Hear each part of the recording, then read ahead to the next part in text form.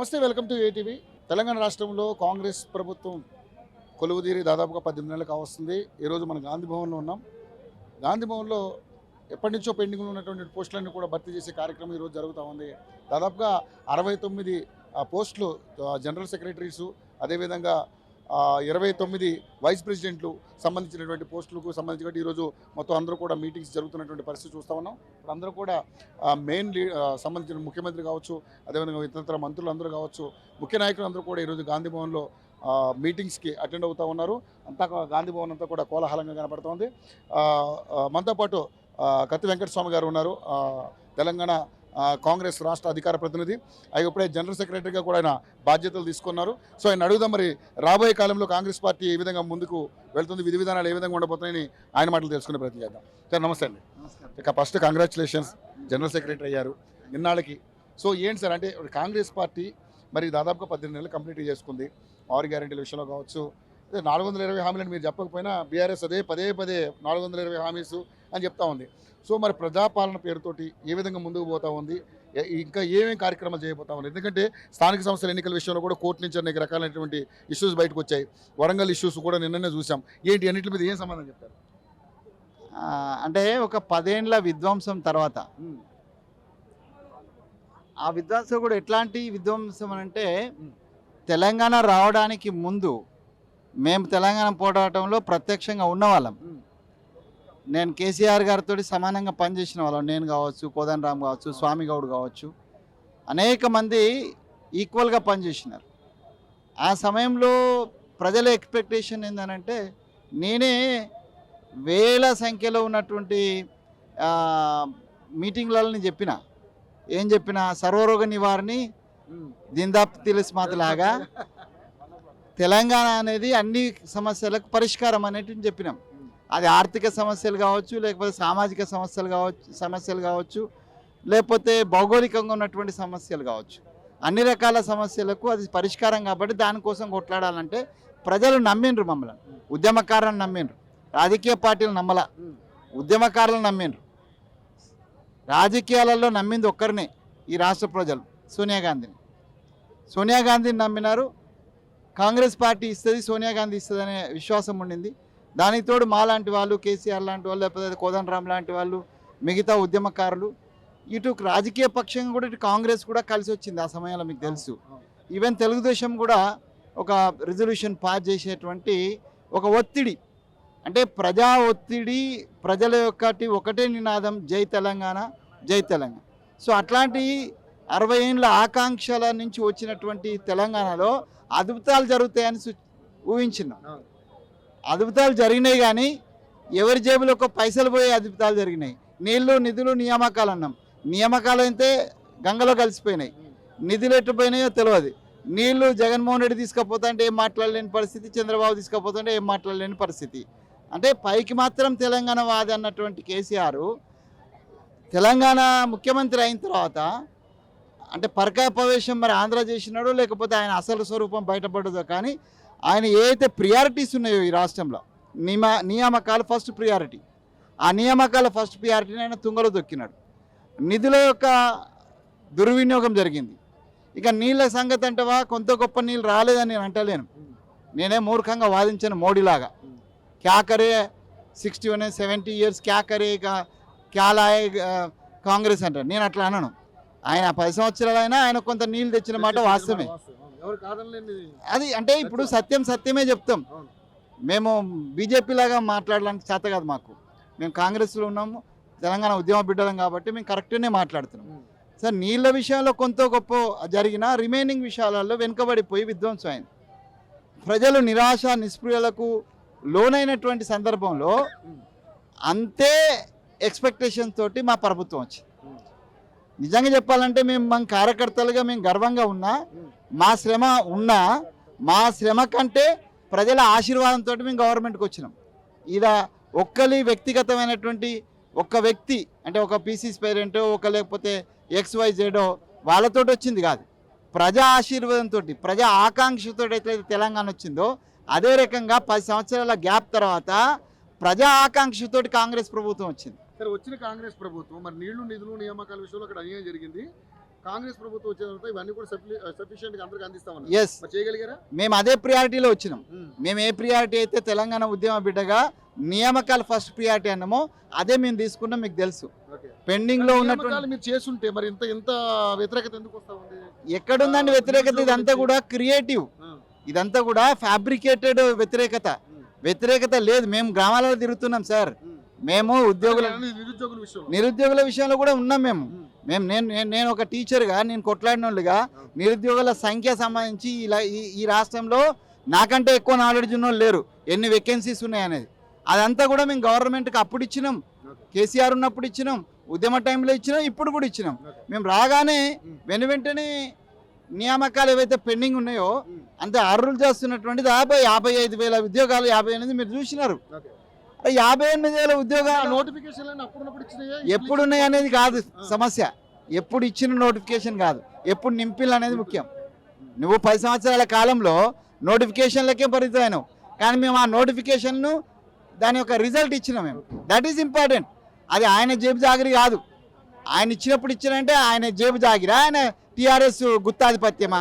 ఆ ఉద్యోగాలు ప్రభుత్వాన్ని అండి, ఆ ఉద్యోగాలు ప్రజలవి. కాబట్టి ఉద్యోగం ఇచ్చింది మేము, ఉద్యోగ నియామకాలు ఇచ్చింది మేము. That is a count. అది కౌంట్ కాబట్టి అది ఇచ్చినాం.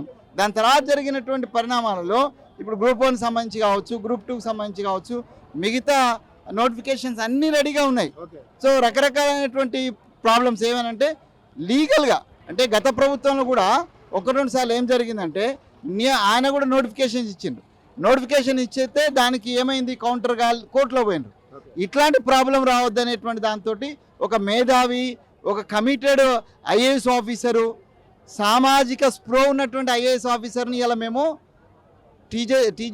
టీసీపీఎస్సి చైర్మన్ చేసినాం. సో వెంకటేశ్వర్లు గారి యొక్క ఇంటిగ్రిటీని nobody can question in this state. ఇది ఉమ్మడి రాష్ట్రంలో కావచ్చు, మన రాష్ట్రంలో కావచ్చు. వెంకటేశ్వర్ గారు లాంటి ఒక నీతివంతుడైనటువంటి ఆఫీసర్ని మేము ఎందుకు పెట్టినా అంటే ఉద్యోగస్తుల పట్ల ఆయనకు ఉన్నటువంటి concern, that concern we are considered and that's why we have given ఈమె అదే chairman of the TSPSC. So కాబట్టి చాలా చిత్తశుద్ధితోటి ఒక అడుగు ముందేసినాం, అది ఉద్యోగాల విషయంలో. ఇక మిగతా సంక్షేమం అంటారా, సంక్షేమానికి సార్ ఇప్పుడు 2 విషయాలు. రేవంత్ రెడ్డి గారి దగ్గర నుంచి మా దగ్గర నుంచి ఒక చిన్న పొరపాటు జరిగింది. ఎలక్షన్ ముందంతా కూడా రేవంత్ రెడ్డి గారి వ్యూహం, వారు మాట్లాడే దాంట్లో కేసీఆర్ వలలో పడేటోడు. పాపం మా రేవంత్ రెడ్డి గారు కూడా ఈ రైతు రుణమాఫీ అనేటువంటి ఒక జాల్లో కేసీఆర్, కేటీఆర్, హరీష్ రావు ఇరికిన దాంట్లో మేము ఇరుక్కొని దాదాపుగా 20,000 కోట్ల రూపాయలు, 21,000 కోట్ల రూపాయలు ముందే ఖర్చు పెట్టేసింది. దాంతో ఆర్థికమైనటువంటి ప్రతిబంధకం వచ్చింది. దాంతో ఎంతైతే మాకు పేరు రావాలో అంత రాలా. కానీ మేము రాహుల్ గాంధీ చెప్పిన దాన్ని ఎందుకు రాలేదు అంటే మీ నాయకులు ప్రచారం చేసుకుంటూ ఫెయిల్ అయ్యారా? ఒక రకంగా అదే చెప్పాలి. ఎందుకనంటే అదేమో లిమిటెడ్ గ్రూప్కి అయింది. ఏది 2 లక్షల రుణమాఫీ తీసుకునే వాళ్ళు తక్కువ మంది ఉంటారు. అది లిమిటెడ్ గ్రూప్ అయింది. దాన్ని విస్తృత అంటే ఇప్పుడు జనరల్గా కాంగ్రెస్ బై నేచరు ప్రచారానికి చేసుకోదు. అంటే ఈ దేశ చరిత్ర తీసుకోండి, చేసుకుని ఉంటే తెలంగాణ రాష్ట్రం ఏర్పడిన తర్వాత ఫస్ట్ మేమే రావాలి కదా, మేమే రావాలి. అట్లా అనేక 100 ఎగ్జాంపుల్స్ ఉన్నాయండి. ఇక్కడ కట్టిన బాక్రణంగల్ నుంచి పట్టుకొని అన్ని ప్రాజెక్టులు మేము కట్టినాము. ఇవాళ వచ్చి మోడీ ఏం చేసిండు అంటున్నాడు, ఈ ప్రాజెక్టులు నీ రాష్ట్రంలో ఉన్న ప్రాజెక్టుతో సహా అన్ని ప్రాజెక్టులు కట్టింది మేమే కదా. సో ప్రచారంలో ఎప్పుడైనా కూడా కాంగ్రెస్ పార్టీ బై వర్చ్యూ సాంప్రదాయకంగా ప్రచారం చేసుకోవడంలో కాంగ్రెస్ పార్టీ వెనుకబడి ఉంటుంది. అట్లాగే తెలంగాణ కాంగ్రెస్ కూడా కొద్దిగా వెనుకబడ్డది. కానీ ప్రజల మనసులో ఏదైతున్నది 2 lakhs ఇచ్చినాం. నిన్న ఇవాళతోటి 9,000 కోట్ల రూపాయలు రైతు భరోసా వెళ్ళిపోతుంది. ఇప్పుడు ఈ రాష్ట్ర చరిత్రలో మీరు చూసినారు, 10 ఏళ్లలో ఆయన ఇచ్చినటువంటి వివిధ విడతలలో ఎప్పుడైనా 3 months కంటే లోపు రైతు భరోసా, అంటే ఆయన రైతు బంధు అన్నాడు, ఆ రైతు బంధు అనేటువంటి ఫండ్స్ 3 months కంటే తక్కువ స్పాన్లో డిస్ట్రిబ్యూట్ అయినా తీద్దాం, మనం చరిత్ర తీద్దాం అంటే డాక్యుమెంటరీ ఉంటుంది దాంట్లో. నేను తప్పు చెప్పేది అయినా. కాబట్టి we have a record time. ఇప్పుడు కరెక్ట్గా సీజన్ ఆరుద్ర కార్తె వచ్చేసింది సీజను. సో ఆ సీజన్ కరెక్ట్గా మేము డబ్బులు అందించినాం. సో ఇది ఒక ఘనతనే కదా. సో కాబట్టి ఇప్పుడు స్థానిక సంస్థల ఎన్నికల విషయంలో కోర్టు మిమ్మల్ని వారించేదాకా ఎందుకు తెచ్చుకున్నారు? ఇప్పుడు స్థానిక సంస్థల విషయంలో మేము కోర్టును కూడా మేము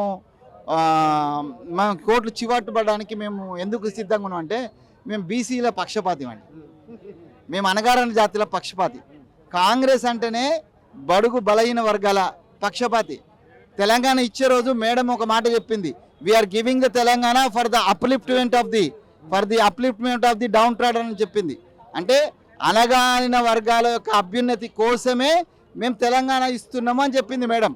సో కాబట్టి we are more concern with the reservations, BC reservations. That's why we are ready to bear the. ఇప్పుడు మాకు ఒక హయ్యర్ ఏముంది కదా, ఎక్కువ ప్రజలు, మెజారిటీ ప్రజలు, ఈ దేశంలోనే మెజారిటీగా ఉన్నటువంటి ఓబీసీలకు లాభం జరుగుతుందంటే మమ్మల్ని పెద్దనగా కోర్టు తిడితే ఏమున్నది, పర్వాలేదు, ఆ కోర్టు పడతాం కానీ మేము మా బీసీల కోసం ఈ తిప్పలు పడుతున్నాం తప్పితే వాళ్ళ రిజర్వేషన్ కోసం తిప్పలు పడుతున్నాం అంటే ఎంతసేపు అండి, ఎలక్షన్ పెట్టుడు ఎంతసేపు పెద్ద విషయం కాదు. మమా అనిపించవచ్చు, మేము మమా అనిపించదలుచుకోలే. సిన్సియర్గా రిజర్వేషన్ ఇంప్లిమెంట్ చేయాలనే ఉద్దేశంతో బీసీ రిజర్వేషన్ కావచ్చు, ఇవన్నీ మన ఇది వర్గీకరణకు సంబంధించి కావచ్చు, ఎస్సీ వర్గీకరణకు సంబంధించి కాబట్టి ఇవన్నీ కూడా చాలా సిన్సియర్గా ఇంప్లిమెంట్ చేయాలనుకుంటున్నాం. ప్రజలకు ఇచ్చిన మాట నిలబెట్టుకోవాలనుకుంటున్నాం. అసెంబ్లీ తీర్మానాలకు కట్టుబడి ఉన్నాం. కాబట్టి ఆ లోకల్ బాడీస్, నేను ఒక మాట చెప్తున్నా సార్, మీరు రాసుకోండి, అలా యోయో నుంచి మీరు రాసుకోండి, ఈ డేట్ తోటి సహా రాసుకోండి. నేను చాలా స్పష్టంగా చెప్తున్నాను, మేము మోర్ దెన్ 90% లోకల్ బాడీస్ గెలుస్తాం. అది ఇప్పుడు జరిగినా ఇంకో 6 నెలలకు జరిగినా పక్కా మేము గెలిచేది పక్కనే, ఇక దాంట్లో డౌట్ ఏం లేదు. So we are doing well. But మాకు శత్రువులు చాలా బలంగా ఉన్నారు. ప్రతిపక్ష శత్రువు అనను, పోటీదారులు అందాం. ఒకవైపు రెండు, ఒకటి ఆడ సెంట్రల్లో అధికారం ఉన్న కారణంగా, తర్వాత ఇక్కడ ఒక ఇంటర్నల్ సంజోత ఉంటుంది వాళ్ళకు. సో కాబట్టి మాకు అధికారంలో ప్రతిపక్షంలో ఉన్న వాళ్ళు కూడా గట్టిగానే ఉన్నారు కాబట్టి వాళ్ళు కూడా కొంత దుష్ప్రచారం చేస్తారు. మంచి ప్రచారం చేస్తే మాకు అభ్యంతరం లేదు, కానీ దుష్ప్రచారం చేస్తారు. దానివల్ల అనుకుంటున్నాం కానీ లోకల్ బాడీస్లో కానీ లేకపోతే లోకల్ పీపుల్లో కానీ అట్లేం లేదు. జై బాపు, జై భీమ్, జై సంవిధాన్ పేరుతోటి మేము గ్రామం తిరిగినాం, ఇల్లు వెళ్ళినాము, ఇప్పుడు కాలు వెళ్తాము. కాబట్టి మాకేం వ్యతిరేకత లేదు. మేము డెఫినెట్గా ఈ ఉద్యోగస్తులలో కొంత అసంతృప్తి ఉన్నది, దాన్ని తప్పనిసరిగా వాళ్ళ దగ్గరికి వెళ్ళి వాళ్ళు అడుగుతున్నారు. అప్పుడు రాహుల్ గాంధీ తీసుకొచ్చింది, ఇప్పుడు కూడా తీసుకొస్తాం. ఇప్పుడు కూడా రాహుల్ గాంధీని మేము గాంధీనగర్ చౌరస్తాకు తీసుకొస్తాం. We have a guts, we have the commitment.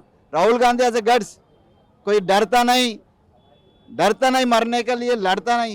लड़ते రాహుల్ గాంధీ ఒకటే మాట అంటున్నాడు, ఆయన ఎవరికి భయపడాల్సిన అక్కర్లేదు, ముందుకెళ్దామని చెప్తున్నాడు. న్యాయం కోసం, న్యాయం దొరికేంత వరకు పోరాటం అన్నాడు. కాబట్టి మేము ఉద్యోగస్తుల దగ్గర, నిరుద్యోగుల దగ్గర కూడా మేము వస్తాం తప్పనిసరిగా. వాళ్ళ కష్ట నష్టాలు వాళ్ళకంటే ఎక్కువ మాకు తెలుసు. ఒక టీచర్గా నాకు తెలుసు, స్టూడెంట్స్ని తయారు చేసిన వాడిగా తెలుసు. నేను ప్రధాన భూమిక ఇలా పార్టీలో పోషిస్తున్నా. నేను అనేక సందర్భాల్లో ఇలా ఇది ప్రైవేట్ యాజమాన్యాలకు సంబంధించినటువంటి, నిన్న కూడా మేము ప్రైవేట్ యాజమాన్యాలకు సంబంధించినటువంటి ఈ పీజీ అండ్ డిగ్రీ కాలేజ్ సంబంధించిన ఫీ రియంబర్స్మెంట్ గురించి నిన్న మాట్లాడినాం. అంటే we have concern definitely will fulfil all the aspirations of the Telangana people. అన్ని వర్గాల తెలంగాణ ప్రజల యొక్క ఆకాంక్షలను కాంగ్రెస్ తప్పనిసరిగా నెరవేరుస్తుంది. ఇది సోనియమ్మ గారు ఇచ్చినటువంటి తెలంగాణ. ఆ సోనియమ్మ గారి ఆశీర్వాదంతో తప్పనిసరిగా మేము ముందుకెళ్తాము. ఏదైనా ఒడదొడుకులు ప్రతి పార్టీలు వస్తాయి, 10 ప్రభుత్వం వస్తాయి, దాన్ని అన్ని సర్దుకొని ముందుకెళ్తాం. Thank you sir, thank you so much.